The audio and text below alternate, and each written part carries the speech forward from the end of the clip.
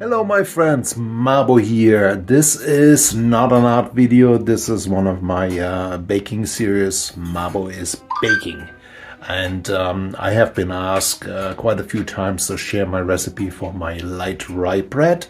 And here it is. But before you start watching the video, you should know that you need to have sourdough if you want to have a sourdough bread.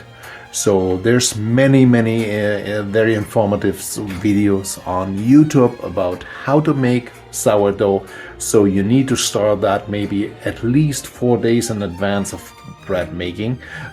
You can follow some of those YouTube videos, or you can just basically do the way I explained to you now, which is straightforward, very simple. All you do is take a little bit. I use rye flour. You can do all-purpose flour. Mix it with a little bit warm water. I'm using like a marmalade jar. You can use any containers you can seal off. Mix it to a fairly light mixture. So just basically water and flour. Some people suggest put a little bit apple peel. You don't really need that. You leave it at a room temperature for a day. The next day you open up the jar, you add a little bit more water, you add a little bit more flour. The bacteria will develop over the next couple of days and they will feed off the flour. And then you repeat that 4 days in a row.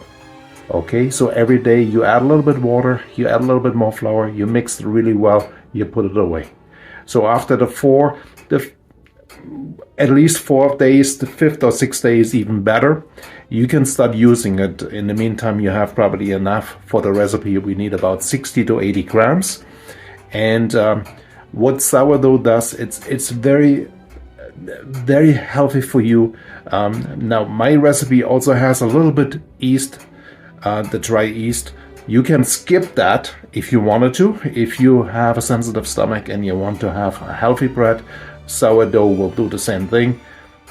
A little bit yeast. It gives a little bit better volume, but you don't really need that.